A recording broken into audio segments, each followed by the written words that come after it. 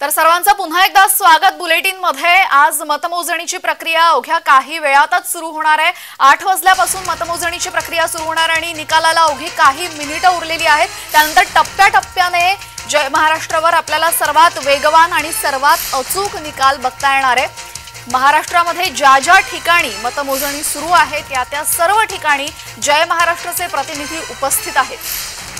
मतमोजणी केंद्राबाहेर आमचे महाराष्ट्रामध्ये 48 प्रतिनिधी आहेत, जे बाहेर आपल्याला प्रत्येक गोष्टीचा एकूण एक क्षणाक्षणाचा अपडेट देत आहेत। ते आपण पाहतोय, कारण आता काही मिनिटच फक्त उरलेली आहेत। पहिला कल आपल्या समोर येईल आणि तो कल कुणाच्या बाजूने जातोय ते आपण पाहणार आहोत। मात्र स्क्रीनवर आपल्याला दिसतंय की भाजपा आघाडी म्हणजे भाजपाच्या खात्यामध्ये एक आता हा नंबर दिसतोय, तर एक विजय आधीच निश्चित झालेला आहे। मी प्रत्येक प्रेक्षकांना जरा सांगतो की वर जे आपल्याला दिसतीये ती भारताची आकडेवारी आपल्याला पाहायला मिळणार आहे। उजवीकडच्या बाजूला स्क्रीनवर आपण पाहताय मुख्य ज्या लढती आहेत, राज्यातल्या असो देशातल्या असो, कोणाविरुद्ध कोण आहे। काही वेळानंतर जेव्हा कल येतील त्यानंतर आपल्याला त्यात आघाडी आणि पिछाडी सुद्धा पाहायला मिळणार आहे। खालच्या भागामध्ये स्क्रीनवर जे आपण पाहताय त्यामध्ये महाराष्ट्रातली टॅली आहे। महाराष्ट्रामध्ये कशा प्रकारे कल येतात त्यानुसार तिथे आकडे बदलत जातील वेगानं।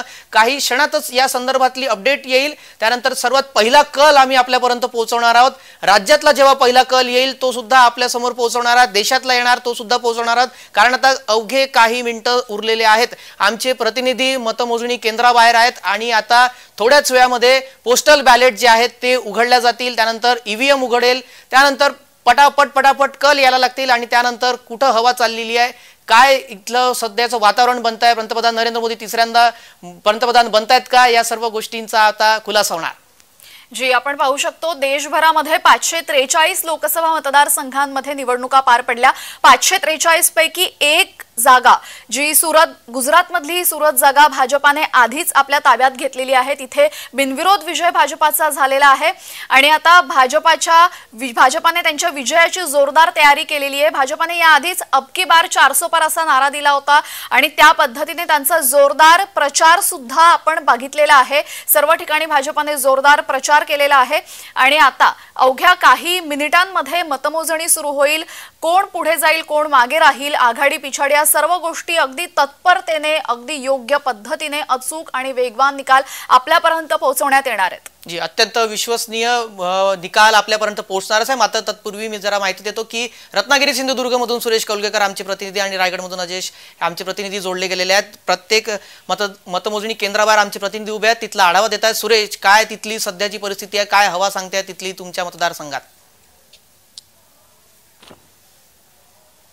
निश्चितच बघितलं तर ही जी लढत आहे ही संपूर्ण देशात नव्हे तर राज्यात चर्चिली गेली, कारण महायुतीकडून केंद्रीय मंत्री नारायण राणे हे उमेदवार आहेत, तर महाविकास आघाडीकडून विनायक राऊत हे उमेदवार आहेत। यांच्यामध्ये ही जी लढत आहे ही आहे सुरू। याच्यामध्ये बघितलं तर 84 टेबलवर 24 फेऱ्यातून ही मतमोजणी होणार आहे आणि मी आता जिथे मतमोजणी होते त्या मतदान कक्षाच्याच बाहेर आहे। एकंदर पाहिलं तर आता जे उमेदवारांचे जे प्रतिनिधी आहेत ते हे इथे येत आहेत आणि काही वेळातच मतमोजणीला प्रत्यक्षात सुरुवात होईल। आज पहिल्यांदा टपाली जे मतमोजणी आहे, टपाली मतदान झालंय त्याची मतमोजणी आहे ती होणार आहे आणि त्यासाठी आपल्यासोबत रायगडचे प्रतिनिधी सुद्धा आपल्यासोबत जोडले गेले आहेत। अजेश नाडकर, अजेश, रायगडमध्ये राष्ट्रवादी विरुद्ध शिवबाठा अशी लढत आहे। गेल्या वेळी सुद्धा राष्ट्रवादी विरुद्ध शिवसेना अशी लढत होती, दोन्ही उमेदवार सारखेच होते। यावेळेस कसं असणार आहे, काय सांगते हवा, पुन्हा एकदा तटकरेच का?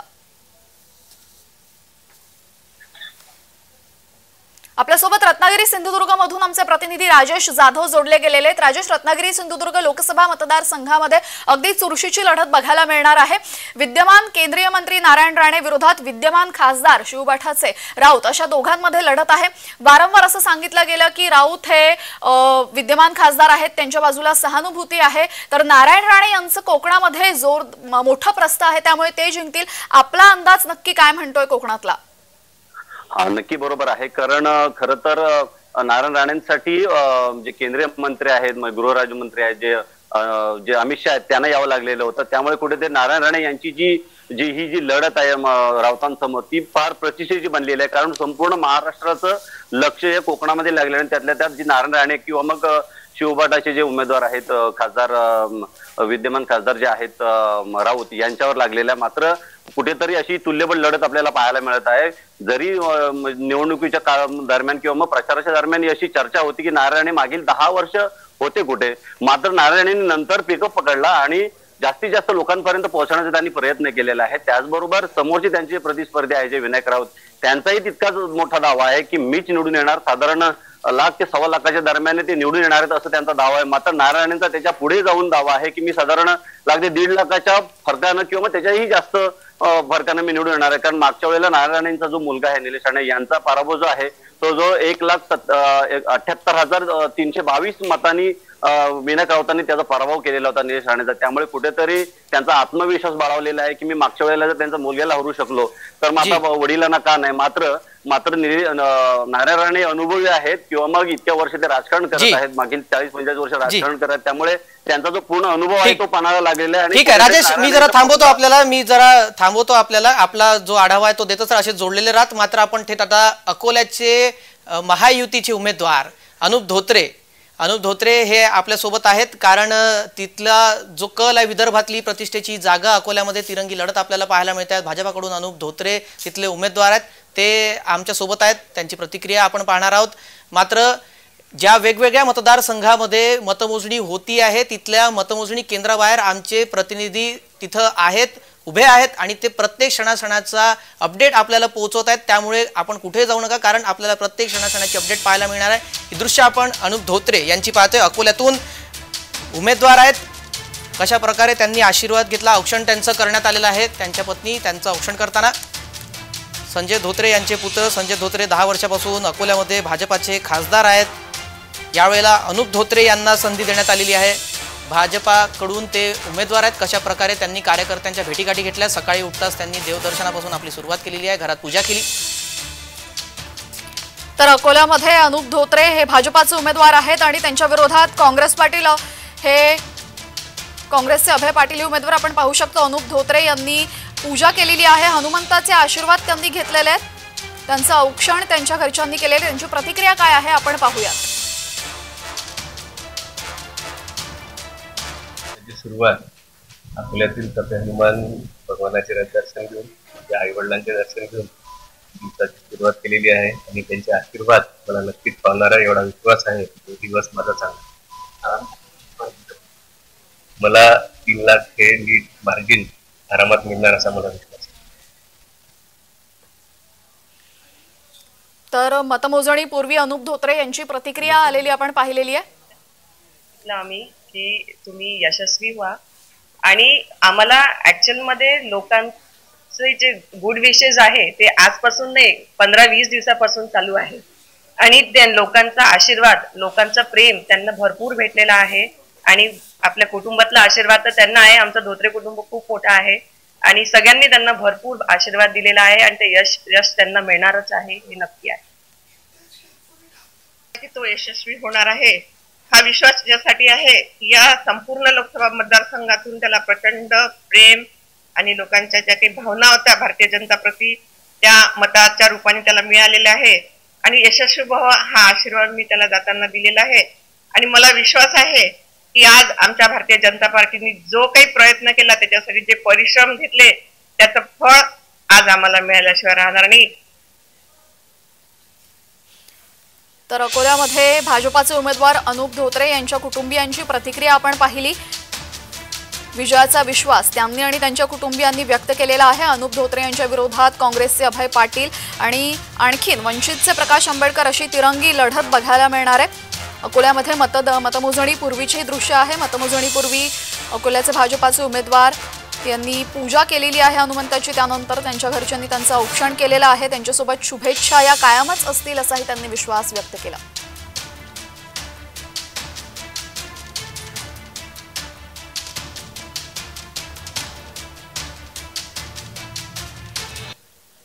दरम्यान वेगवेगळ्या मतमोजणी केंद्राबाहेर आमचे प्रतिनिधी आहेत. अलिबाग मतमोजणी केंद्राच्या बाहेर अजेश नाडकर हे आमचे प्रतिनिधी आहेत, त्यांनी आढावा घेतलेला आहे, पाहूयात. काही वेळातच रायगड लोकसभा मतदारसंघातील मतमोजणीला सुरुवात होणार आहे।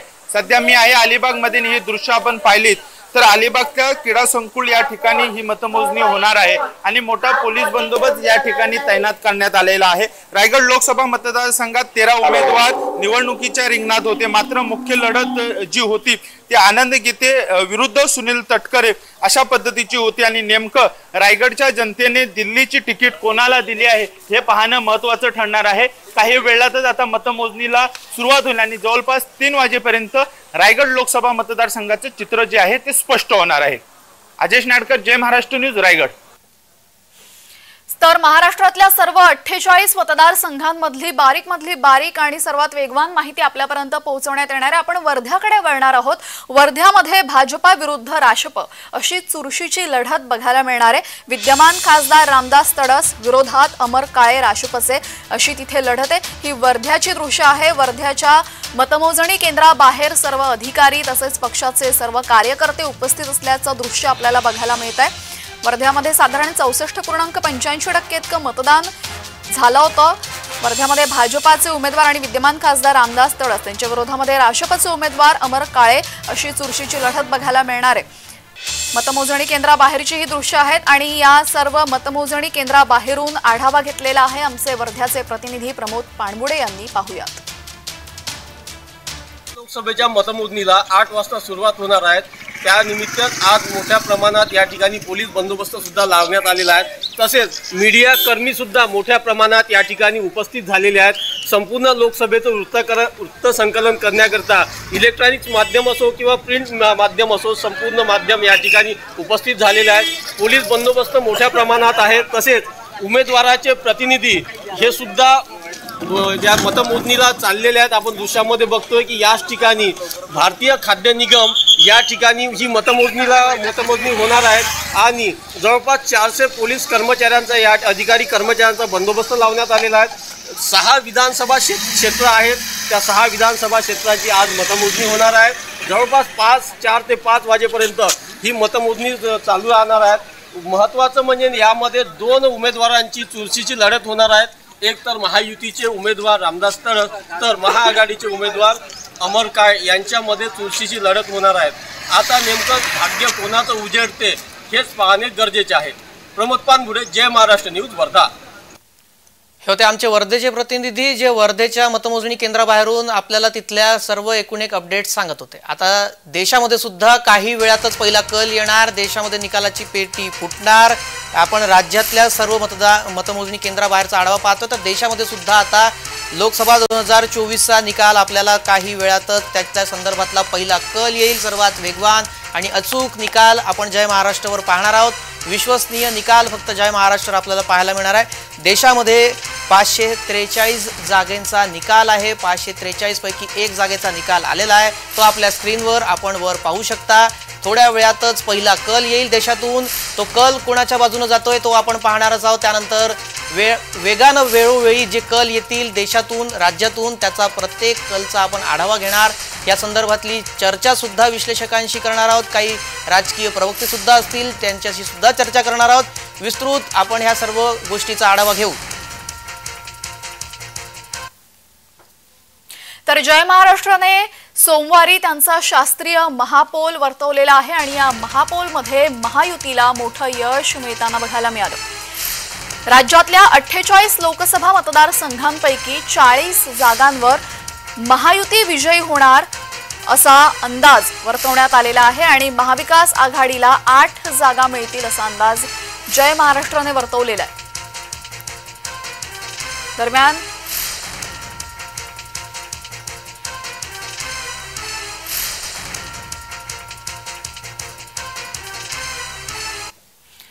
तर जय महाराष्ट्राच्या महापौल मध्ये नक्की सार काय निघालेला आहे सांगतायत जय महाराष्ट्राचे संपादक प्रसाद काथे। पाहूयात।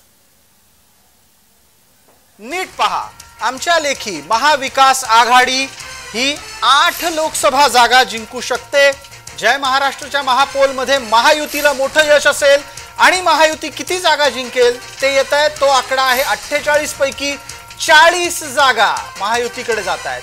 कशा जात आहेत याचा प्रत्येक जागेचा आकडा हा आम्ही आपल्याला अत्यंत शास्त्रीय आधारावर दिलाय। आतापर्यंत जे जे निकाल आले, जे जे काही एक्झिट पोल दिले गेले ते बऱ्यापैकी अजेंड्यावर चालत होते, इतकंच नाही पूर्वग्रहावर होते। आमचा निकाल हा 288 मतदारसंघातल्या मतदानाचा टक्का समोर घेऊन आहे। हे केवळ आणि केवळ आलेले आपल्या समोरचे निकाल हे आकाशातले नाही, आकड्यावर आहे। आकडा समोर आहे, उत्तर समोर आहे। आता आपण प्रत्यक्ष महायुती मवियाचा आकडा विभागनिहाय सुद्धा पाहणार आहोत। माझे सहकारी श्रेयस पांडे आणि जगदीश देशमुख यांनी घेतलेल्या मेहनतीचं हे फळ आहे। आपण पटकन पाहणार आहोत विभागनिहाय काय प्रकारचा तपशील समोर येतोय। आता पटकन पहा, हा पहिला निकाल आहे उत्तर महाराष्ट्रातला। इथे अहमदनगरमध्ये भारतीय जनता पार्टी, शिर्डीमध्ये शिवबाठा, बीडमध्ये भाजप, धुळे भारतीय जनता पार्टी, अशा प्रकारचा हा तपशील समोर येतोय। थोडीशी गल्लत झाली आहे, उत्तर महाराष्ट्रात मराठवाड्याचा एक मतदारसंघ घुसलेला आहे, पण रावेरमध्ये भाजपा, जळगावमध्ये भाजपा, नंदुरबारमध्ये भाजपा, नाशिकमध्ये भाजप, दिंडोरीत राशप असा हा आकडा आहे। उत्तर महाराष्ट्राचा हा तपशील झालाय। उत्तर महाराष्ट्राच्या नंतर पुढचा तपशील आता आपल्या समोर येईल। इथे उत्तर महाराष्ट्रातल्या 8 जागांपैकी आपल्याला काय प्रकारची आकडेवारी येऊ शकते तोही अंदाज आपल्या समोर आहे। पटकन आपण पुढे जातोय। पुढचा मतदार संघाचा एकत्रित निकाल हा विदर्भातला आहे। विदर्भात काय होऊ शकतं याच्या संदर्भातला आमचा अंदाज आहे।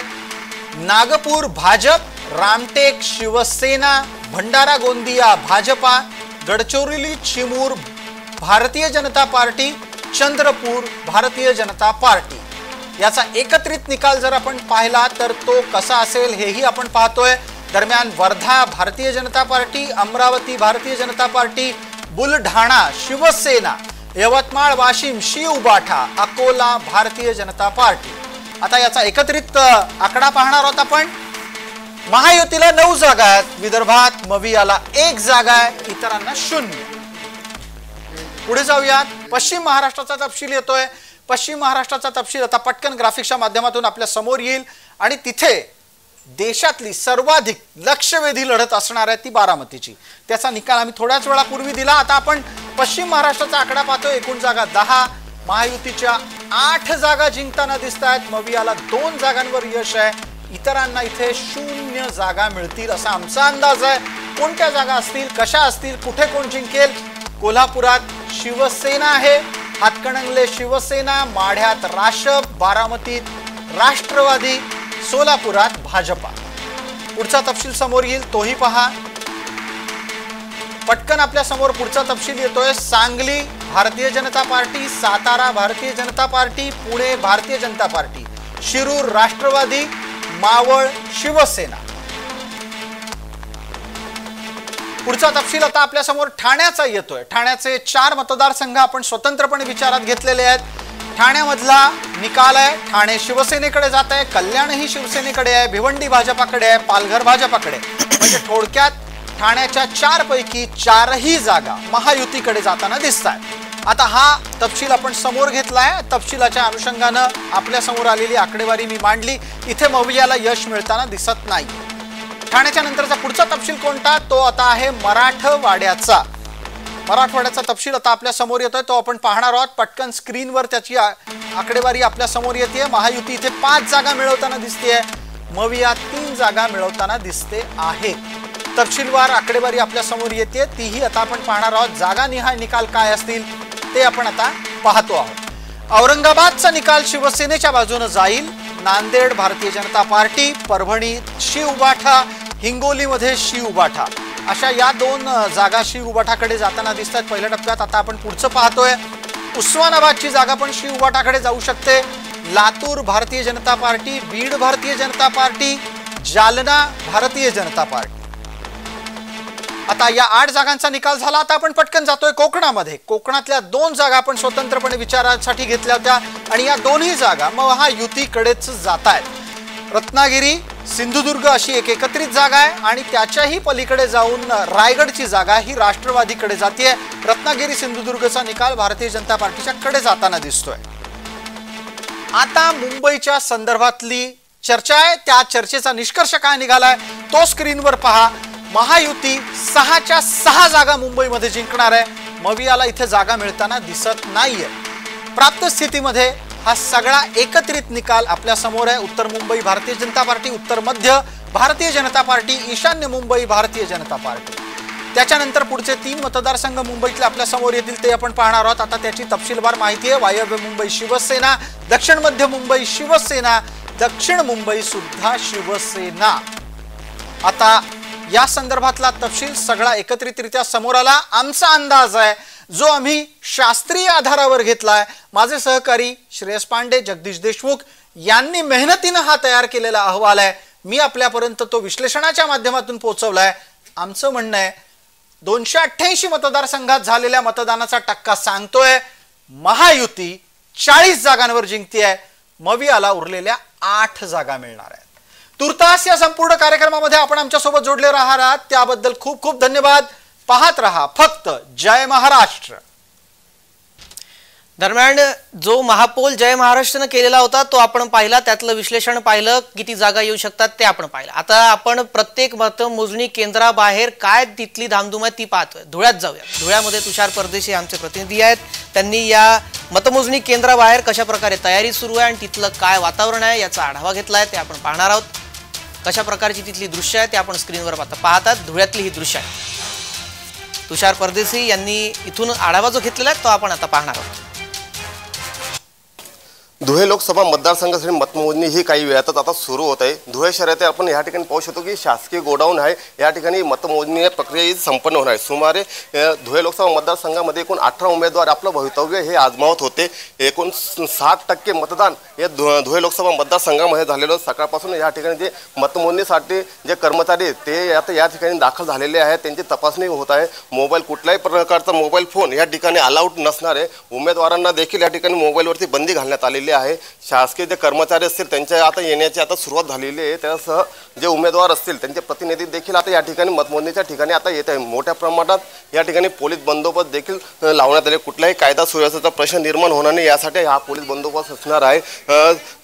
सीआरपीएफचे जवान असतील, राज्य राखीव पोलीस दलाचे जवान असतील किंवा स्थानिक पोलीस असेल यांच्या वतीने या ठिकाणी सुरक्षा व्यवस्था ही करण्यात आलेली। अवघ्या काही वेळातच आता मतमोजणीला सुरुवात होईल आणि निकाल आता आपल्या हाती आता येणार आहे। आता नेमकं कोण आता या ठिकाणी बाजी मारतं आणि कोणाला कौल मतदार देतं याकडे बघणं आता लक्ष लागून आहे।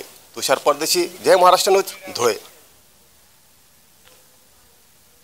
तर नाशिक लोकसभेच्या जागेवर शिवसेना विरुद्ध शिवबाठा अशी लढत बघायला मिळणार आहे। नाशिकच्या मतमोजणी केंद्राबाहेरून तिथला आढावा घेतलेला आहे आमचे नाशिकचे प्रतिनिधी किरण गोटोर यांनी। पाहूयात। आज नाशिक आणि दिंडोरी लोकसभा मतदारसंघामध्ये सुद्धा मतमोजणीची प्रक्रिया पार पडणार आहे। नाशिकच्या याच अंबड वेअर हाऊस मध्ये ही संपूर्ण प्रक्रिया पार पडत आहे आणि त्याची तयारी सुद्धा आता पूर्ण झालेली आहे। अत्यंत मोठा बंदोबस्त या संपूर्ण परिसरामध्ये आहे आणि या परिसराच्या आसपासमध्ये सगळ्या नागरिकांना सुद्धा बंदी घालण्यात आलेली आहे। कायदा सुव्यवस्थेचा प्रश्न निर्माण होऊ नये खरं तर यासाठी पोलिसांनी ही खबरदारी घेतलेली आहे। नाशिक आणि दिंडोरी या दोन्ही लोकसभा मतदारसंघामध्ये अत्यंत अटीतटीची लढाई झालेली होती। नाशिकचा जर आपण विचार केला तर नाशिकमध्ये तिरंगी लढत झालेली आहे। महायुती, महाविकास आघाडी आणि त्याच पद्धतीने अपक्ष उमेदवार शांतिगिरी महाराजांनी सुद्धा एक मोठी ताकद या मतदारसंघामध्ये लावलेली होती। त्यामुळे तिरंगी लढत जी आहे ती झालेली आहे। महायुतीकडनं अगदी ज्या पंतप्रधानांपासून राज्यातले अनेक दिग्गज नेत्यांनी सभा घेऊन आपल्या ज्या उमेदवाराचा प्रचार केलेला होता आणि महाविकास आघाडीकडनं सुद्धा अगदी उद्धव ठाकरेंपासून वेगवेगळ्या नेत्यांनी येऊन नाशिकमध्ये प्रचार केलेला होता आणि त्याच पद्धतीने दिंडोरी लोकसभा मतदारसंघाचे विद्यमान मंत्री भारतीताई विरुद्ध भास्कर बगरे या प्रमुख ज्या उमेदवारांमध्ये लढत झालेली आहे। दिंडोरी लोकसभा मतदारसंघाचा जर आपण विचार केला तर संपूर्ण जी निवडणूक आहे ते कांद्याची भोवती फिरलेली होती। याच दिंडोरी लोकसभा मतदारसंघामध्ये पंतप्रधान नरेंद्र मोदी यांची सुद्धा सभा झालेली होती। त्यामुळे वेगवेगळ्या जे अँगलने ही संपूर्ण जी आहे ती निवडणूक ही गाजलेली आहे आणि नाशिककर असतील किंवा दिंडोरी मधले नागरिक असतील खरं तर यांनी कुणाला कौल दिलेला आहे ते आज आपल्याला कळणार आहे। अगदी काही वेळानंतर मतमोजणीला प्रत्यक्षपणे सुरुवात होणार आहे आणि नाशिक आणि दिंडोरी मधले कोण खासदार हे निवडून जातात दिल्लीला ते आज कळणार आहे। त्यामुळे अत्यंत अटीतटीची ही संपूर्ण लढत झालेली आहे। त्यामुळे हे एकूणच मतदारांनी कोणाला कौल दिलेला आहे ते आज या मतमोजणीच्या माध्यमातून आपल्याला कळणार आहे। किरण गोटूर, जय महाराष्ट्र न्यूज, नाशिक। हे होते आमचे प्रतिनिधी नाशिकचे किरण गोटूर जो तिथला मतमोजणी केंद्राबाहेरचा आढावा आपल्याला सांगत होते। आता जाऊयात आपण हिंगोलीमध्ये। हिंगोलीमध्ये सुद्धा मतमोजणी केंद्राबाहेर कशा प्रकारे तयारी सुरू आहे तिथला आढावा आमचे प्रतिनिधी श्रीधर वाळवंटे यांनी घेतलाय, पाहूयात। हिंगोली लोकसभा मतदारसंघातील दुसऱ्या टप्प्याचं आता मतदान आज झालेलं आहे आणि आज मतमोजणी या ठिकाणी होणार आहे। मी उभा आहे हिंगोली जिल्ह्याच्या शहरातील जे तंत्रनिकेतन महाविद्यालय, या महाविद्यालयामध्ये आता काही वेळातच या ठिकाणी मतमोजणीला सुरुवात होणार असून आता मोठ्या प्रमाणामध्ये या ठिकाणी कर्मचाऱ्यांना या ठिकाणी सोडण्यात येत आहे आणि कडेचोट बंदोबस्त देखील या ठिकाणी करण्यात आलेला आहे। पेन असेल, कोणतंही साहित्य जे असेल ते या ठिकाणी घेऊ दिलं जाणार नाही असे देखील या ठिकाणी पाहायला भेटत आहे। संपूर्ण कर्मचारी जे आहेत ते 600 ते 700 कर्मचारी या ठिकाणी तैनात करण्यात आलेले आहेत आणि या ठिकाणी संपूर्ण पोलिसांचा देखील चोख बंदोबस्त देखील पाहायला मिळत आहे। 84 टेबलवर या ठिकाणी जे आहे ते आता मतमोजणी होणार आहे आणि संपूर्ण पोलिसांच्या बंदोबस्तामध्ये संपूर्ण कर्मचारी यांना या ठिकाणी सोडण्यात येणार आहे। आता काहीच वेळामध्ये या ठिकाणी मतमोजणीला सुरुवात होणार आहे। आज दुपारच्या नंतर या ठिकाणी उमेदवार जे आहे ते घोषित होईल आणि या ठिकाणी कोणत्या उमेदवारावर गुलाल उधळणार आणि कोणता उमेदवार निवडून येईल याकडे आता संपूर्ण नागरिकांचं लक्ष लागलेलं आहे। तर राज्यासह देशभरामध्ये मतमोजणी संदर्भातला बारीक तपशील आपल्यापर्यंत पोहोचवण्याचं काम जय महाराष्ट्र करणार आहे। सर्व 48 मतदारसंघांमध्ये महाराष्ट्रातल्या आमचे प्रतिनिधी उपस्थित आहेत। तिथे जी घडामोड होते ती सर्व घडामोड आपल्यापर्यंत पोहोचवण्याचं काम आणि सर्वात वेगवान पद्धतीने पोहोचवण्याचं काम आपण करणार आहोत। दरम्यान आता पुण्यामधून एक महत्त्वाची बातमी समोर येते। पुण्यामध्ये काँग्रेसचे उमेदवार रवींद्र धंगेकर यांनी निकालापूर्वीच विश्वास व्यक्त केलेला आहे जिंकण्याचा आणि विजयाचा गुलाल तेच उधळणार असं वक्तव्य करत त्यांनी हा विश्वास व्यक्त केलेला आहे।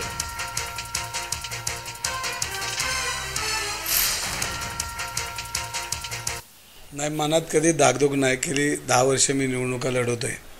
निवडणूक लढणं आपल्या रक्तात आहे आणि लढताना ज्या काही गोष्टीचे परिणाम बी माहिती आहेत आणि त्याचे जे काही होतं ते जवळून बघितले, त्यामुळे ह्याच्यामध्ये मला कुठलंही धाकधूक नाही, काय नाही, कारण माझा पुणेकरांवर विश्वास आहे, मतदारांवर विश्वास आहे आणि ज्या पद्धतीने 3 महिने मतदार माझ्याबरोबर होता त्यांच्यावर भरोसा ठेवून मी 100% विजय होणार आहे, त्यात शंका नाही।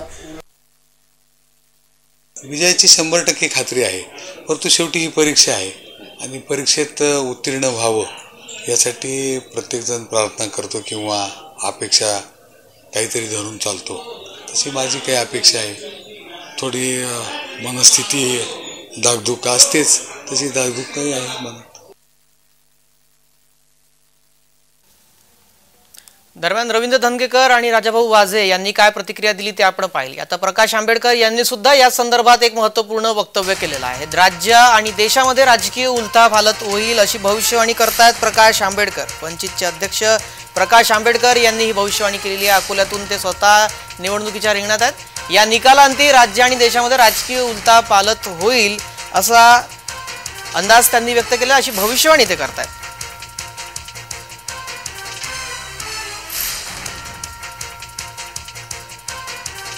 दुर्गामी परिणाम राजकारणावर तर सोडून द्या, पण पत्रकारांवरती आणि TV चॅनलवरती प्रचंड मोठ्या प्रमाणात तो एवढं सांगतो।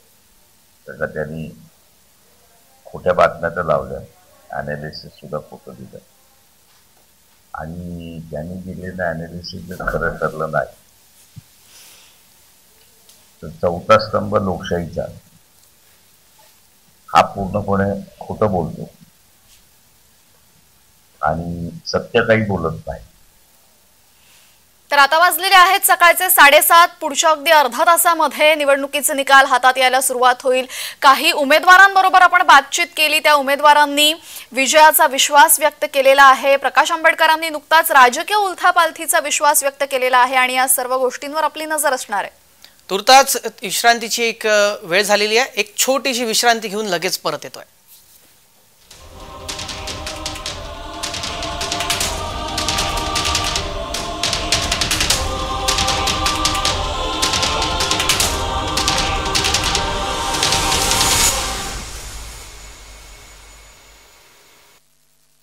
तुझ्या येण्याने रोषणाई होते।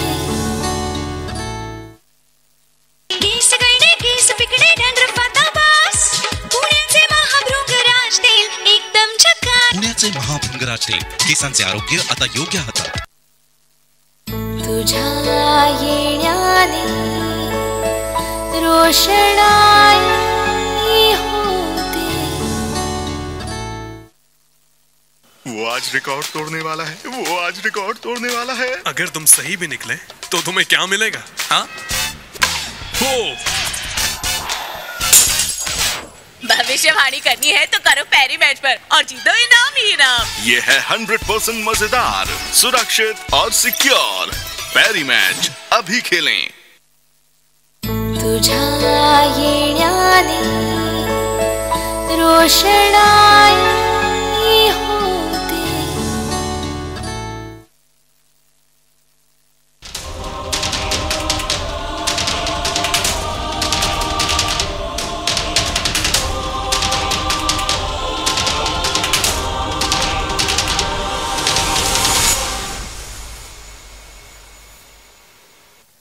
विश्रांतीनंतर आपलं स्वागत आहे. जय महाराष्ट्रवर आपण विश्वसनीय निकाल पाहतोय. निकालाची मतमोजणी होणार आहे. मतमोजणी केंद्राबाहेर आमचे प्रतिनिधी आहेत, तिथला आढावा देत आहेत, क्षणाक्षणाचे अपडेट आपल्यापर्यंत पोहोचवत आहेत. काही मिनिटातच या संदर्भातला पहिला कल येईल, तो आपल्यापर्यंत पोहोचवूच. वेगवेगळ्या पद्धतीने आम्ही आढावा घेतोय आणि काय तिथल्या सध्याच्या घडामोडी आहेत त्या आपल्यापर्यंत पोहोचवत आहेत. आपण जय महाराष्ट्रवर सर्वात अचूक आणि विश्वसनीय निकाल आज दिवसभरात पाहणार आहात.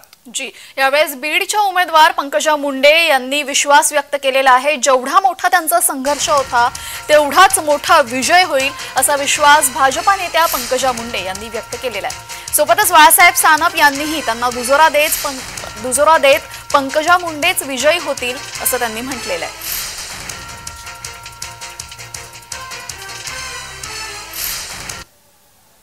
संघर्ष येतो म्हणूनच घडतो माणूस. एवढ्या संघर्षातही आपली वैचारिक पातळी, शाब्दिक पातळी, आपल्या आचरणाची पातळी आम्ही ढळू दिली नाही. हे मुंडे साहेबांचे संस्कार आहेत. आणि जेव्हा मोठा संघर्ष येतो, जितना कठीण संघर्ष होगा जीत उतनी ही शानदार होगी, हे विवेकानंदांचं वाक्य आहे. आणि आज विवेकानंदांच्या स्मारकावर आमचे मोदीजी तिकडे तपश्चर्या करतायत, ध्यान करतायत. त्यांच्या त्या ध्यानाचे आशीर्वाद आम्हालाही नक्की मिळतील असं मला वाटतं. या त्या पंकजा मुंडे ज्यांनी आपल्या विजयाचा विश्वास व्यक्त केलेला आहे. वेगवेगळे उमेदवार आपल्या विजयाचा विश्वास व्यक्त करताना आपल्याला दिसत आहेत. आपण सातत्यानं ते मांडतोय. रवींद्र धनगेकर असो, राजाभाऊ वाजे असो, कशा प्रकारे त्यांनी आपल्या विजयाचा दावा केलेला आहे आणि विश्वास व्यक्त केलेला आहे तेही आपण पाहिलं. त्यानंतर आता आपण आणखी काही नेते मंडळी आहेत, त्यांनी काय दावा केलेला आहे तेही पाहणार आहोत. कल्याण काळे यांनी देखील आपल्या विजयाचा विश्वास व्यक्त केलेला आहे. कल्याण काळे जालन्यातून रावसाहेब दानवे यांच्या विरोधात उमेदवार आहेत, त्यांनाही आपल्या विजयाचा विश्वास आहे. वेगवेगळे उमेदवार आपणच विजयी होऊ असा दावा आणि विश्वास व्यक्त करताना दिसत आहेत. निकालांती कोण विजयी होणार हे तर स्पष्ट होणारच, दुपारपर्यंत हे स्पष्ट होणार. मात्र कल्याण काळे यांनी कशा प्रकारे विजयाचा विश्वास व्यक्त केलेला आहे पाहूयात.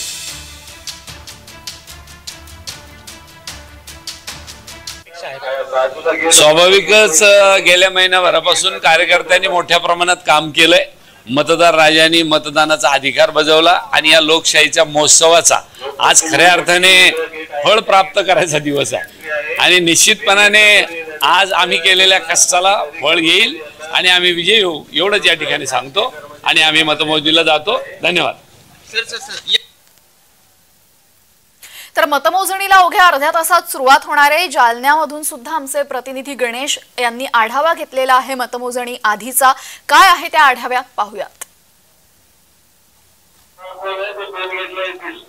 जालना लोकसभेच्या मतमोजणीला आता थोड्याच वेळात सुरुवात होणार आहे. आपण बघू शकता की मी सध्या Saraswati auto private company limited ज्या ठिकाणी जालना लोकसभेच्या मतमोजणीला जे आहे थोड्याच वेळात सुरुवात होणार आहे. आपण सध्या केंद्र बघू शकतो. या ठिकाणी कर्मचारी जे आहेत आतमध्ये मतमोजणीसाठी जात आहेत आणि आपण बघू शकतो या ठिकाणी पोलिसाचा बंदोबस्त देखील मोठ्या प्रमाणात आहे. आलेल्या प्रत्येक कर्मचाऱ्यांची जी आहेत या ठिकाणी आपल्याला तपासणी होताना दिसत आहे आणि तपासणी केल्यानंतरच, खात्री केल्यानंतर, त्यांचे आय कार्ड बघितल्यानंतर त्यांना आतमध्ये प्रवेश दिला जातोय. आपण बघू शकता या ठिकाणी की पोलीस कशा प्रकारे जे आहेत ते तपासणी करताना आपल्याला दिसत आहे. त्यामुळे आता जालना लोकसभेच्या मतमोजणीला जे आहे थोड्याच वेळात या ठिकाणी जे आहे सुरुवात होणार आहे. जालना लोकसभेसाठी जे आहे 26 उमेदवार जरी रिंगणामध्ये उभं टाकलेले असले तरी मात्र प्रत्यक्ष चुरस जी आहे ते महायुतीचे रावसाहेब दानवे काँग्रेस आघाडीचे जे आहेत ते डॉक्टर कल्याण काळे यांच्यामध्ये थेट चुरस होणार आहे आणि थोड्याच वेळात जे आहे निकाल आपल्याला हळूहळू जे आहे निकाल जे आपल्याला समजण्यास सुरुवात होणार आहे. जालन्याहून गणेश. तर जिकडे मतमोजणी होते त्या सर्व मतमोजणी केंद्रांबाहेर आमचे प्रतिनिधी आहेत, त्याचा आढावा आपण पाहतोय. आपल्यासोबत आता राजकीय विश्लेषक सुद्धा जोडले गेलेले आहेत. मधुकर पाटील हे राजकीय विश्लेषक आपल्यासोबत जोडले गेलेले आहेत. पाटील सर, आपलं जय महाराष्ट्रमध्ये स्वागत. आज निकाल जाहीर होणाऱ्या अवघ्या अर्ध्या तासामध्ये कल हाती यायला सुरुवात होईल, मात्र त्याआधी आपला एक अंदाज सांगा, राज्यामध्ये काय घडू शकतं? कोण वरचढ ठरेल, महायुती की महाविकास आघाडी? यावर्षी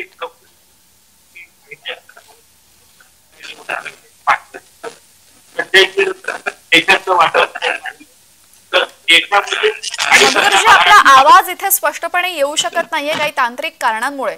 मधुकर यांचा आवाज आपल्यापर्यंत स्पष्ट पोहोचू शकत नाहीये. दरम्यान आज आपण बघतोय की लोकसभा निवडणुकांचं मतमोजणी सुरू होणार आहे. आता 7:30 वाजलेले. पुढच्या अर्ध्या तासामध्ये मतमोजणीला सुरुवात होईल आणि एक एक करून कल आपल्या हातात यायला लागतील. आपल्यासोबत राजकीय विश्लेषक जोडले गेलेले आहेत, त्यांच्यापर्यंत पुन्हा एकदा आपण पाहूयात संपर्क होतोय का. सध्याचं वातावरण जर आपण पाहिलं तर सध्या महायुतीचं वातावरण हे चांगल्या पद्धतीचं आपल्याला पाहावयास मिळतं आणि यावर्षीची निवडणूक ही थोडीशी वेगळ्या पद्धतीची निवडणूक आपल्याला झालेली पाहाव्यास मिळते. या देशामध्ये सातत्यानं वेगवेगळ्या पद्धतीनं निवडणुकांना सामोरी जाणारी जनता आपण पाहिली, पण सध्याच्या निवडणुकीमध्ये मोदींना पुन्हा एकदा सत्ता द्यायची मोदींना आणि या देशामध्ये थोडस विकास करायचा असं मत सामान्य माणसाचं दिसतं. हे प्रकर्षानं या निवडणुकीत जाणवलेलं आहे. जी जी जी वेळोवेळी आम्ही तुमच्याकडनं अशाच पद्धतीने माहिती घेतच राहू. श्रेयस. मधुकर पाटील राजकीय विश्लेषक आपल्याशी बोलत होते. महायुतीचं पारड जड असं त्यांनी सांगितलं. मी थोडी एक अपडेट आधी देतो. जळगाव मधली अपडेट आहे. जळगावमध्ये टपाल मतमोजणीला सुरुवात झालेली आहे आणि थोड्याच वेळात तिथलं ईव्हीएम मतमोजणीला सुरुवात होणार आहे. ही जळगावची अपडेट आहे. ठिकठिकाणी मतमोजणीला आता काही वेळातच सुरुवात होणार आहे. देशात असो किंवा राज्यात असो, जळगाव मधली ही पहिली अपडेट मी आता आपल्याला पोहोचवली. जळगावमध्ये टपाल मतमोजणीला सुरुवात झालेली आहे. अवघ्या काही मिनिटातच आता तिथल्या ईव्हीएम मतमोजणीला देखील सुरुवात होणार आहे. जळगाव मधली ही घडामोड आहे जी मी सांगतोय आपल्याला. जळगावमध्ये टपाल मतमोजणीला सुरुवात झालेली आहे. सर्वात आधी पोस्टल बॅलेट उघडतात, त्यानंतर ईव्हीएम मधून मतमोजणीला सुरुवात होते. पोस्टल बॅलेटचा कल सर्वात आधी आपल्या हातात येणार, त्यानंतर ईव्हीएम मधून ज्या प्रकारे मतमोजणीला सुरुवात होईल त्या प्रकारे नंतर कल पुढे येतील.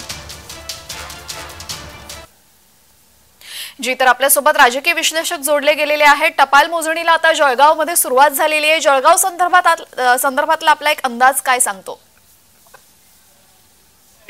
जळगाव लोकसभा मतदारसंघ हा सातत्यानं चर्चेत राहिलेला हा मतदारसंघ आहे.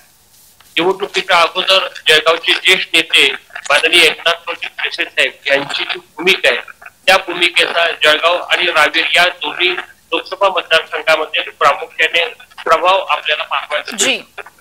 सुरुवातीच्या कालखंडात विद्यमान खासदार उमेश पाटील यांची उमेदवारी रद्द केली होती आणि त्यानंतर उमेश पाटलांच्या भूमिकेमुळे थोडीशी राजकीय रंगत त्या निवडणुकीत निर्माण झाली होती. पण त्या मतदारसंघामध्ये वृंदाबाग विरुद्ध करण पवार आणि रक्षा खडसे विरुद्ध श्रीराम पाटील अशी दुर्देवळ लढत आपल्याला जी टपाल मोजणी नक्की काय असते? अगदी सोप्या शब्दात आपण प्रेक्षकांना समजावून सांगा. टपाल मोजणीमध्ये काही तांत्रिक कारणास्तव मधुकर पाटील यांचा आवाज येत नाहीये. मी जळगाव मधली अपडेट आपल्याला देतो. जळगावमध्ये पोस्टल बॅलेट्सला आता मतमोजणीला सुरुवात झाली. टपाली मतमोजणीला ही सुरुवात झालेली आहे. जळगाव मधली ही अपडेट आहे. आता अवघ्या काही क्षणातच हळूहळू आणखी मतदारसंघामध्ये सुद्धा टपाल मतमोजणीला सुरुवात होणार. टपाली मतमोजणी सुरुवात होईल, त्यानंतर पहिला कल आपल्या हाती येणार, त्यानंतर ईव्हीएम ज्या वेळेला उघडलं जाणार त्यावेळेला मग अधिकाधिक कल आणि अधिकाधिक मतमोजणीचा वेग वाढत असतो. मात्र सर्वात आधी टपाली मतमोजणीला सुरुवात होत असते. पोस्टल बॅलेट सर्वात आधी उघडतात, त्यानंतर पहिला कल येतो. अवघ्या काही क्षणातच आपल्याला हा कल पाहायला मिळेल. जळगाव मधली ही घडामोड मी सांगतो. जळगावमध्ये सुरुवात झालेली आहे. जळगावमध्ये टपाली मतमोजणीला जी सुरुवात झालेली आहे, काही क्षणातच आता ईव्हीएम मतमोजणीला देखील सुरुवात होईल आणि होऊ शकते जळगाव मधूनच पहिला कल आपल्याला पाहायला मिळू शकतो.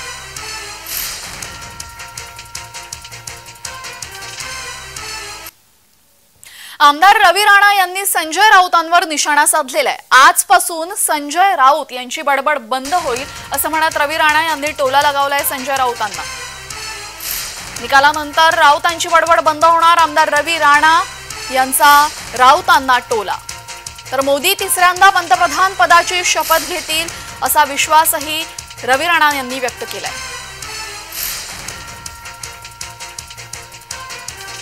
मोदीजींनी सांगितलं की हिंदू हृदय सम्राट बाळासाहेब ठाकरे यांचे माझे जे संबंध होते, त्यांचा मुलगा म्हणून त्यांच्यासाठी एक विंडो माझी उघडी आहे आणि मला विश्वास आहे की मोदीजी प्राईम मिनिस्टरची शपथ घेतल्यानंतर त्या विंडोमधून उद्धव ठाकरे प्रवेश करतील. अशा प्रकारचं उद्धव ठाकरेंच्या परिवारामध्ये एकमत झालेलं आहे. मोदीजींच्या भेटीसाठी त्यांनी खूप प्रयत्न केले, पण आता प्राईम मिनिस्टर झाल्यानंतर देशाच्या हितासाठी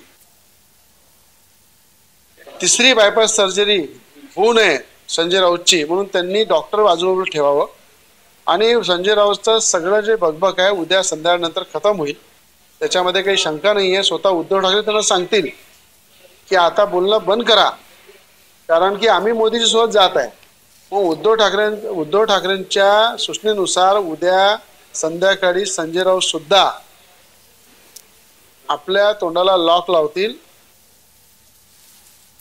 आमदार रवी राणा यांनी कशा प्रकारे संजय राऊत यांना प्रत्युत्तर दिलं आणि टीका केली आपण ती पाहिली. आता त्यानंतर महाराष्ट्राचं चित्र महायुतीकडे सरकलेलं असेल असं वक्तव्य अमोल मिटकरी यांनी केलेलं आहे.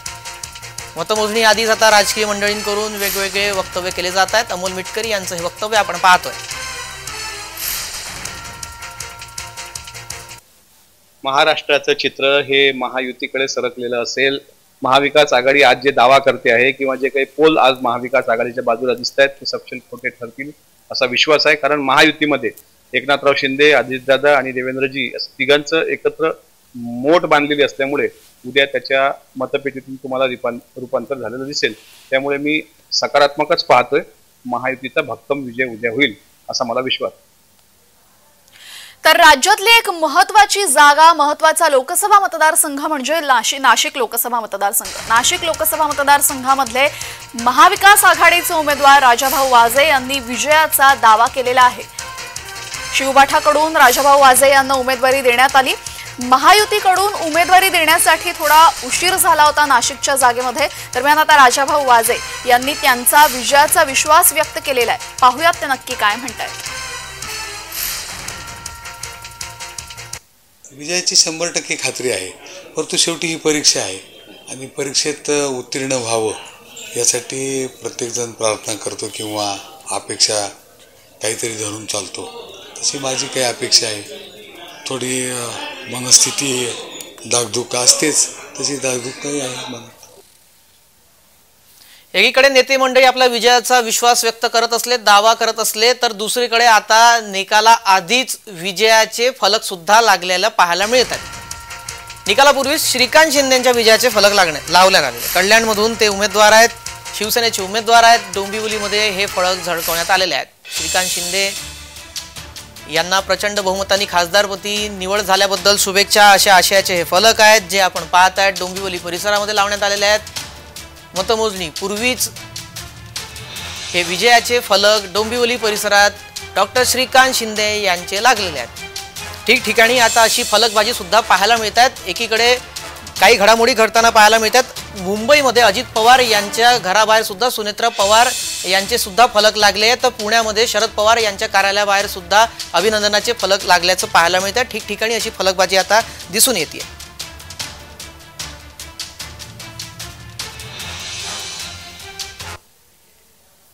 दरम्यान संभाजीनगरमधून विजय चिडे आमचे प्रतिनिधी जोडले गेलेले आहेत आणि उदय साबळे हे धाराशिवमधून आमचे प्रतिनिधी जोडले गेलेले आहेत. विजय, काय तिथली हवा सांगतेय? संभाजीनगरची चौरंगी लढत आहे, चौरंगी दिसतीये की खरंच चौरंगी आहे? काय तिथली हवा सांगतेय? आता मतमोजणीचा दिवस आहे आज.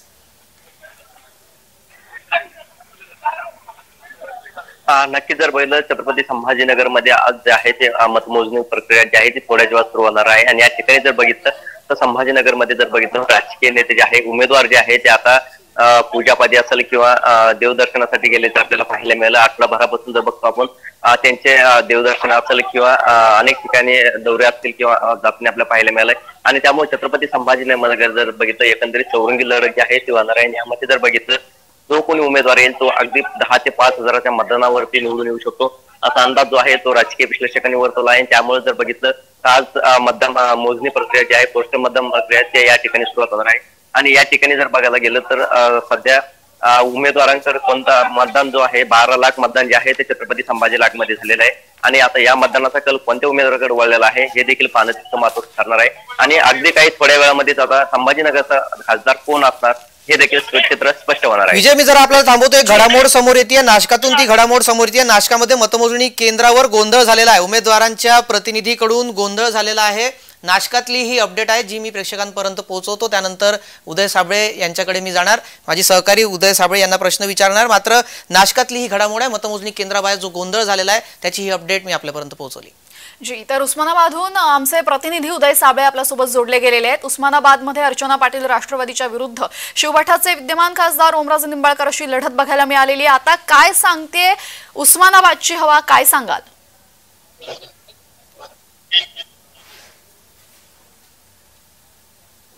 उदय, माझा आवाज आपल्यापर्यंत पोहोचतोय? हो तेजल, नक्की जर आपण पाहिलं तर संपूर्ण राज्याचं लक्ष लागलेले ही निवडणूक आहे. कारण संपूर्ण राज्याचं लक्ष या निवडणुकीकडे लागलं होतं. कारण दीर विरुद्ध भाऊजाई अशी ही निवडणूक होती. ओमराजे निंबाळकर विरुद्ध अर्चना पाटील अशी ही निवडणूक होती. आणि आज या निवडणुकीच्या मतमोजणीला अवघ्या काही क्षणामध्ये सुरुवात होणार आहे. अगोदर पोस्टल मतदानाचं जे आहे ते काउंटिंग केलं जाणार आहे. त्यानंतर जर आपण पाहिलं तर या ठिकाणी मतदानाची प्रक्रिया चालू आहे. इतकंच नाही तर आपण आता प्रशासकीय इमारतीच्या जी शासकीय तंत्रनिकेतन विद्यालयाची जी इमारत आहे त्या इमारतीच्या ठिकाणी आहोत आणि या ठिकाणी मतमोजणीला अवघ्या काही क्षणात सुरुवात होणार आहे. खरं तर उस्मानाबादचा खासदार कोण आहे हे आज ठरणार आहे. असं असलं तरी देखील अतिशय अटीतटीची लढत जी आहे ती पाहायला मिळाली होती. इतकंच नाही तर ओमराजे यांच्या कार्यकर्त्यांकडून धाराशिव शहरामध्ये आज सकाळी विजयाचे बॅनर देखील लावण्यात आलेले आहेत. जर एकूण परिस्थिती पाहिली तर आता प्रशासनाकडून जे आहे ते तगडा पोलीस बंदोबस्त तैनात करण्यात आलेला आहे. त्याचबरोबर 2,500 कर्मचारी या ठिकाणी तैनात करण्यात आलेले आहेत. एकूणच जर पाहिलं तर आज जे आहे ते उस्मानाबादचा खासदार कोण आहे हे ठरणार आहे. तर 6 विधानसभा मतदारसंघ आहेत आणि त्या प्रत्येक विधानसभा मतदारसंघांनी मतमोजणी केली जाणार आहे. आणि 14 टेबलांवरती, एका विधानसभा मतदारसंघाच्या 14 टेबलांवरती ही मोजणी होणार आहे. जी उदय, या आपले प्रतिनिधी संभाजीनगरमधून विजय चिडे सुद्धा जोडले गेले. विजय, काही घडामोड आपल्या मागे घडताना दिसत आहेत, काय विचित्र प्रकार सध्या तिथे घडतोय, काय माहिती आहे? हॅलो विजय, माझा आवाज येतोय आपल्याला? नक्कीच श्रेय, जर बघितलं आपण सध्या छत्रपती संभाजीनगरच्या पोस्ट मतदानापेक्षा आहे. या ठिकाणी जर बघायला गेलं तर सध्या उमेदवाराचे प्रतिनिधी आहे आणि ते सध्या आता आज जाण्यासाठी जे आहे ते पोलिसांची हुजत घालताना आपल्याला पाहायला मिळत आहे. मात्र वेळ संपलेली आहे आज सोडण्याची. त्यामुळे आता पोलीस प्रशासन जर बघितलं या ठिकाणी त्यांना आज जाण्यासाठी कुठलीही परवानगी देत नाही. त्यामुळे आता पोलिसांची जे आहे ते आता उमेदवाराचे प्रतिनिधी हुजत घालताना आपल्याला या ठिकाणी दिसत आहे. आणि त्यामुळे तब्बल 15 मिनिटापासून जर बघितलं हा गोंधळ जो आहे तो सध्या या ठिकाणी सुरू आहे. आणि या ठिकाणी जर बघितलं सध्या पोलीस प्रशासन त्यांना परवानगी नाकारताना आपल्याला पाहायला मिळत आहे. कारण सध्या वेळी जी होती त्या वेळेमध्ये तुम्ही या असं आव्हान जे आहे ते पोलीस प्रशासनाने दिले होते. मात्र आता त्या वेळेमध्ये संबंधित उमेदवाराचे प्रतिनिधी हे दाखल न झाल्यामुळे आता ते उशिरा दाखल झालेत. मात्र त्यांना आज सोडण्यासाठी आता पोलीस प्रशासन टाळत आहे. त्यामुळे आता पोलीस प्रशासनाचे ते आता थेट हुद्दत घालताना आपल्याला पाहायला मिळत आहे. जी जी जी जी जी आपण आता थेट बारामतीमध्ये जातोय. बारामतीमध्ये युगेंद्र पवार हे पोहोचलेले आहेत मतमोजणी केंद्राबाहेर. मतमोजणी केंद्राबाहेरची दृश्य आपण अवघ्या काही क्षणात पाहणार आहोत. बारामतीमधली दृश्य आहेत. बारामतीमध्ये श्रीनिवास पवार यांचा मुलगा युगेंद्र पवार हा मतमोजणी केंद्राबाहेर पोहोचलेला आहे. युगेंद्र पवार याने शरद पवारांची साथ देण्याचा निश्चय केला आणि त्यानंतर आता आपण ही दृश्य बघतोय. युगेंद्र पवार याने प्रचारामध्ये सुद्धा सुप्रिया सुळे यांचा प्रचार केलेला आहे आणि आता मतमोजणी केंद्राबाहेर युगेंद्र पवार पोहोचलेले आहे. आपण पाहू शकतो युगेंद्र पवार हे मतमोजणी केंद्राबाहेर पोहोचतात. बारामतीची दृश्य आहे. खरं तर बारामती लोकसभा मतदारसंघाकडे संपूर्ण देशाचं लक्ष आहे. नणंद विरुद्ध भाऊजाई अशी एक रंगतदार लढत आणि हाय व्होल्टेज लढत इकडे बघायला मिळणार आहे. यामुळे दरम्यान राष्ट्रवादीमध्ये फूट पडल्यानंतर पवार कुटुंबात सुद्धा मोठी फूट पडली. श्रीनिवास पवार यांचा मुलगा युगेंद्र पवार याने शरद पवारांसोबत जाण्याचा निर्णय घेतला. सुप्रिया सुळे यांचा प्रचार त्याने केला जोरदार आणि आता ही दृश्य आपण बघतोय मतमोजणी केंद्राबाहेरची. मतमोजणी केंद्राबाहेर युगेंद्र पवार आढावा घेण्यासाठी पोहोचले आहेत.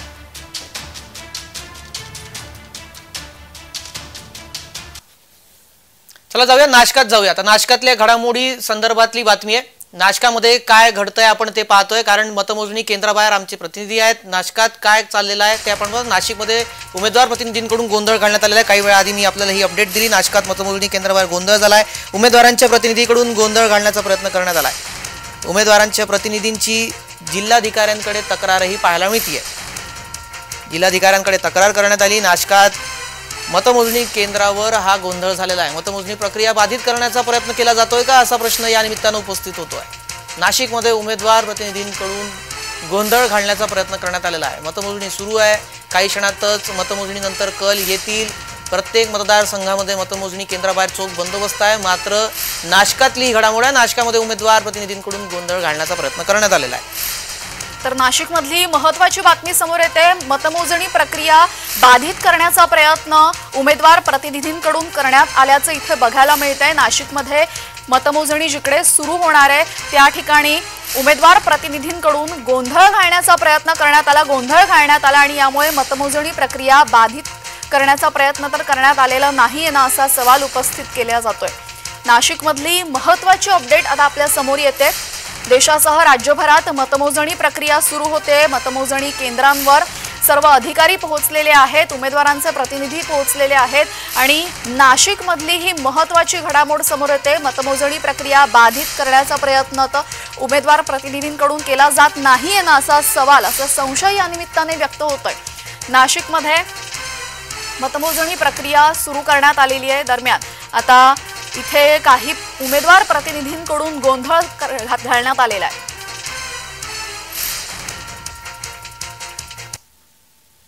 सोमवारी काँग्रेस समर्थकांची गुप्त बैठक पार पडली आणि या गुप्त बैठकीमध्ये निकालानंतर नक्की काय करायचं यावर चर्चा झालेली आहे. आणि या बैठकीमध्ये असं सांगण्यात आलेले, असे आदेश देण्यात आलेले आहेत की निकालाविरोधात देशभर याचिका दाखल करा. दरम्यान असं म्हणत त्यांनी एक प्रकारे त्यांचा पराभवच स्वीकारला आहे असं म्हणायला हरकत नाही. निकालाविरोधात आयोगावर आरोप करा, मोदी विरोधकांची ही रणनीती आहे आणि न्यायालयाच्या आडून सरकारवर निशाणा साधण्याचं शस्त्र त्यांनी उचललेलं आहे अशी माहिती सूत्रांकडून हाती येते. दरम्यान त्यांनी नक्की काय ठरवलेलं आहे निकालानंतर देशभरामध्ये अराजकता पसरवण्याचा प्रयत्न केला जाईल अशी माहिती मिळाली आणि काँग्रेसने नक्की काय ठरवलेलं आहे आपण यावर एक नजर टाकूया.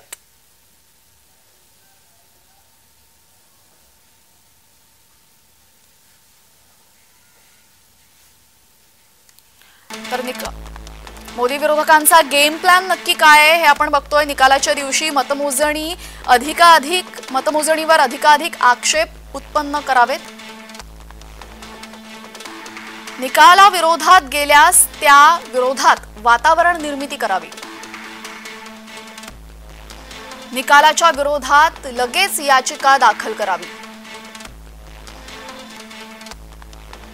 देशभरात निकालाच्या विरोधात याचिका दाखल करून वातावरण निर्मिती करावी. फॉर्म 17C याला आधार बनवत निवडणूक आयोगावर निशाणा साधावा. मोदी सरकारचे जनमत खोटे असल्याचं ठासून मांडावं.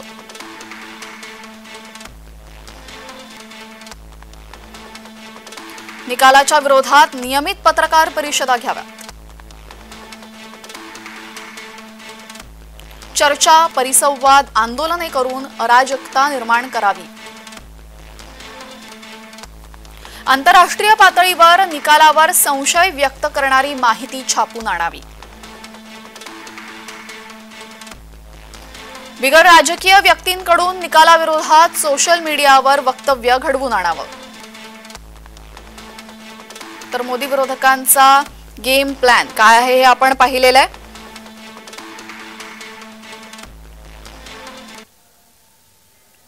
आपण थेट सांगलीमध्ये जातोय. सांगलीमध्ये काँग्रेसचे बंडखोर उमेदवार, अपक्ष उमेदवार विशाल पाटील हे मतमोजणी केंद्राबाहेर पोहोचलेले आहेत. मतमोजणी केंद्राबाहेर विशाल पाटील यांची दृश्य आपण पाहतोय. त्यांनी विक्ट्री अशी साईन दिलेली आहे. सांगलीमध्ये विशाल पाटील यांनी बंडखोरी केली. काँग्रेसकडून त्यांना उमेदवारी देण्यात आली नाही. या सांगलीच्या जागेवरनं काँग्रेस विरुद्ध शिवबाठा असा मोठा वादंग निर्माण झाला आणि अखेर महाविकास आघाडीची भूमिका न पटल्याने बंडखोरी करत विशाल पाटील हे अपक्ष लढले आणि आमच्या सांगलीच्या प्रतिनिधींनी ज्या पद्धतीने सांगितलेलं आहे की इकडे तिरंगी लढत नाहीच, इकडे दुरंगीच लढत आहे. संजय पाटील विरुद्ध विशाल पाटील अशीच इकडे लढत आहे. चंद्रहार पाटील शिवबाठाचे या लढतीमध्ये मागे पडल्याचं चित्र असल्याचं आमच्या प्रतिनिधींकडून इकडे सांगण्यात आलेलं आहे. सांगलीमधली दृश्य आपण बघतोय. सांगलीमध्ये मतमोजणी केंद्राबाहेर अपक्ष उमेदवार विशाल पाटील पोहोचले. विजयाचा विश्वास ते ठामपणे इथे व्यक्त करताना आपण पाहतोय. अगदी 8 वाजतीलच आता आणि 8 वाजता मतमोजणी प्रक्रिया सुरू होईल. मतमोजणी केंद्राबाहेर विशाल पाटील पोहोचलेत. सांगलीमध्ये हाय व्होल्टेज ड्रामा आपल्याला बघायला मिळाला. सांगलीमध्ये शिवबाठाने परस्पर चंद्रहार पाटलांना उमेदवारी जाहीर केली असा आरोप काँग्रेसने केला. सांगली हा मतदारसंघ काँग्रेसचाच असल्याचा दावा स्थानिक काँग्रेसच्या प्रतिनिधींनी, स्थानिक काँग्रेसच्या नेत्यांनी, कार्यकर्त्यांनी केला आणि या विरोधात त्यांनी बंड केलं आणि विशाल पाटील यांनी अपक्ष उमेदवारी अर्ज भरला आणि आता ते मतमोजणी केंद्राबाहेर मतमोजणी केंद्रामध्ये गेल्याचं आपण पाहतोय.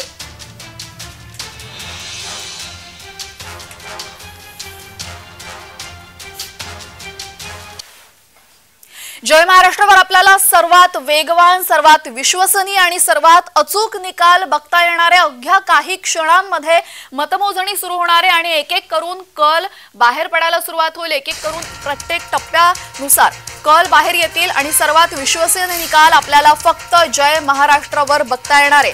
काही मिनिटातच पहिला कल आपल्या हाती येणार आहे.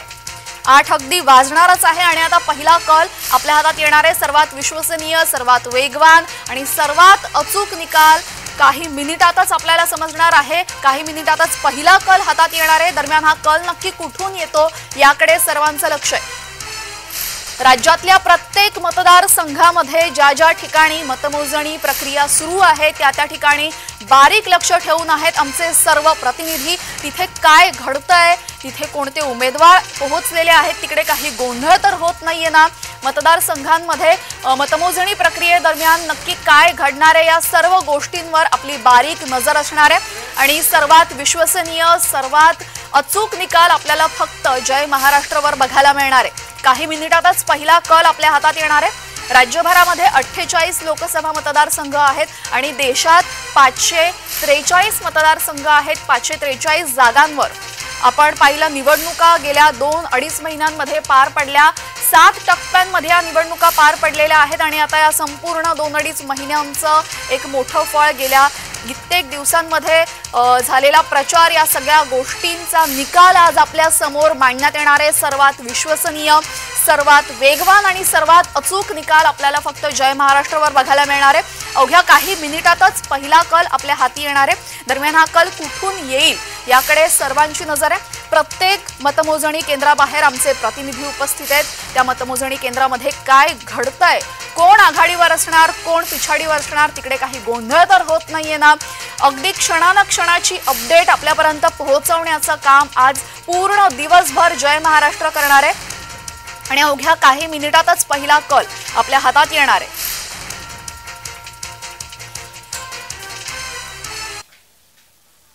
तर या सर्व अपडेट्सवर आपली अशीच बारीक नजर असणार आहे. कुठेही जाऊ नका, बघत रहा